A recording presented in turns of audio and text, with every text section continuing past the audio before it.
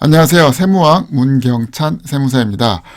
오늘은 저희 세무 사례 하나 살펴볼 텐데요. 아주 이 업계에서는 전형적이지만 그래도 아셔야 될 필요가 있어서 한번 소개시켜 드리도록 하겠습니다. 자, 다 같이 한번 보도록 하겠습니다. 어느 분이 주택을 구매하셨습니다. 근데 주택 자금이 보통 본인이 모아서 하는 경우도 있지만은 대부분 부모님한테 원조를 받는 경우도 있겠죠. 그래서 오늘 케이스는 이 부모님한테 원조를 받는 그러한 케이스였는데요. 주택을 구매하고 나니까 이 국세청에서 이분은 객관적으로 봤을 때 소득이 없는 분인데 어떻게 이 주택을 구매하게 됐을까라는 그런 의문을 품고 자금을 어떻게 이 자금을 적립을 했는지 자금 출처를 소명해 달라라고 요청을 해왔습니다. 그러다 보니까 이분이 이렇게 소명했다는 겁니다. 일단 기본적으로 대출이 있고, 그쵸? 그 다음에 나의 소득으로 일단 커버를 했다, 소득으로. 그러고 나서 부족한 금액은 기본적으로 가족 또는 어머니 또는 시어머니로부터 금전대차를 했다, 이렇게 주장을 하고 있습니다. 그래서 이렇게 금전대차를 주장하고 있다고 했는데 결론적으로 이 국세청은 이건 금전대차가 아니고 금액을 징여받은 거다 해가지고 징여로 과세를 때리게 됐습니다. 이분이 너무 억울하겠죠. 아니, 부족한 돈은 대출하고 소득 이외에 이 부족한 돈은 시어머니로부터 돈을 빌려서 샀다, 이렇게 주장하고 있지만은 국세청은 상반된 의견인 징여로서 과세를 하겠다라고 예고통지서를 보내서 이분이 너무 억울해서 일단 조세심판원에 청원을 한 겁니다. 자, 이분이 어떻게 주장을 했냐면요. 여기 보시면요. 일단 같이 한번 볼까요?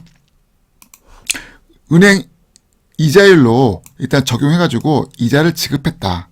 그리고 돈을 빌렸을 때 그 차용금은 시어머니가 요구했을 때, 그러니까 특정 시기가 아닌 그냥 돈을 줘, 원금을 줘 했을 때 언제든지 자유롭게 변제하기로 했다라고 쓰였습니다. 그래서 금전대차 요구사항에 따라서 매월 시어머니에게 현금으로 지급했으나 이렇게 하면 이자에 대한 근거가 없잖아요. 그래서 통장으로서 돈을 입금해서 지급했다고 합니다. 또한 세무공무원이 이게 차용증이 쓰긴 썼는데 공증이 안 되어서 약간 법률적인 무게감이 떨어진다 해서 차용을 인정할 만한 수단으로서 공증까지 받아서 이자를 지급했다, 이렇게 주장하고 있습니다.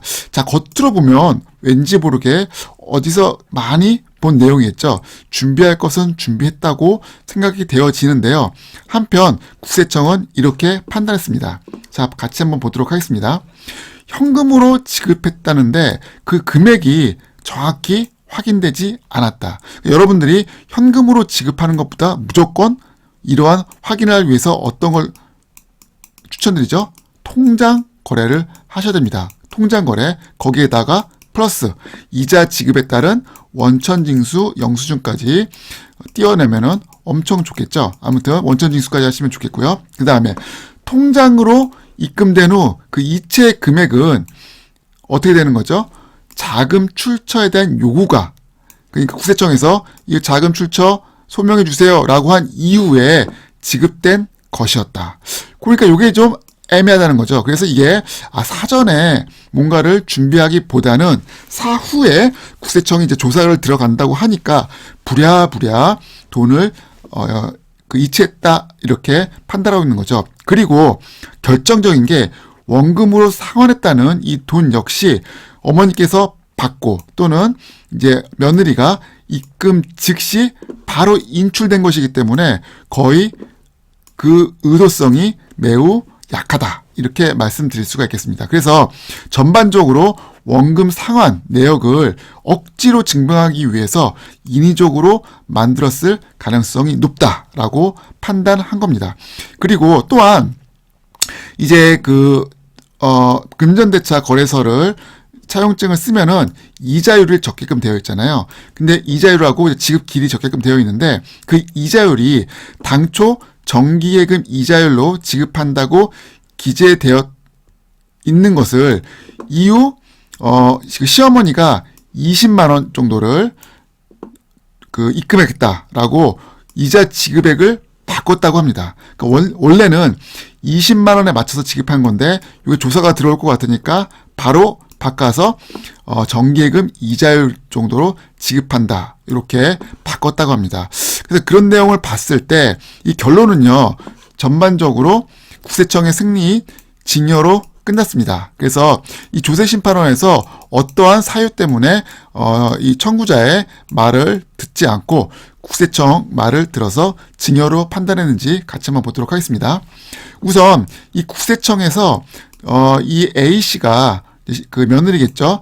주택 취득과 관련된 소명을 한 데가 2022년 4월이라고 합니다. 근데 2022년 4월 이전에는 매월 이자를 지급한 거에 대해서 아무런 금융자료가 객관적으로 증빙되지 않았다. 그래서 2022년 5월부터 비정기적으로, 중요한 단어죠.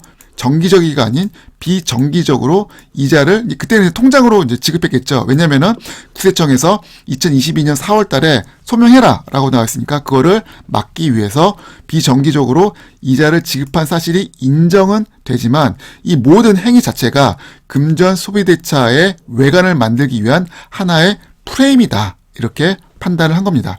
또한 A씨가 제시한 이 차용증 같은 경우에는요. 원금에 대한 상환이 우리가 상식적으로 금전대차 거래를 하게 되면요. 세 가지 요건은 반드시 들어가야 됩니다. 이자 지급 시기, 이자액, 그리고 채무의 원금, 그러니까 상환 시기가 들어가야 되죠. 반드시 이 세 개는 들어가야 되는데 특이하게 얘는요. 원금은 상환 시기가 별로 없고 특별한 요구가 있을 때, 그러니까 만약에 특별한 요구가 없으면 계속 그냥 자동 연장되는 걸로 하고 있고, 또한 이자율 자체도 원래 정기 예금 이자율을 했어야 되는데 그거와 달리 0.6% 아주 소액이겠죠. 그런 걸로 봐서 이 통상적인 금전 소비대차 거래 계약이라고는 보기 어렵다. 이렇게 말씀드릴 수가 있겠습니다. 그리고 또 마지막으로 시어머니 계좌에서 보면요. A씨가 주장한 반대로 원금과 이자가 모두 상환돼 가지고 입금이 됐다. 요거는 확인했는데 입금된 후 바로 어떻게 되는 거죠? 출금된 내역이 있어가지고 이거는 인위적으로 만든 하나의 가공 데이터다라고 이렇게 조세심판원이 최종 판단을 했습니다. 자, 여러분들 오늘 사례는요 굉장히 전형적인 사례입니다.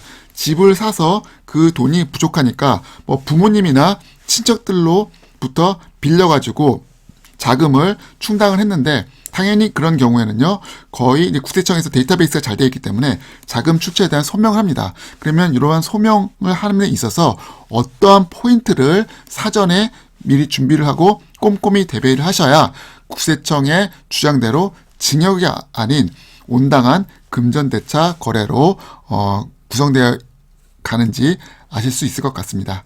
네, 오늘 이 사례를 통해서 얻는 것이 많았으면 좋겠습니다. 자, 오늘 마치도록 하겠습니다. 감사합니다.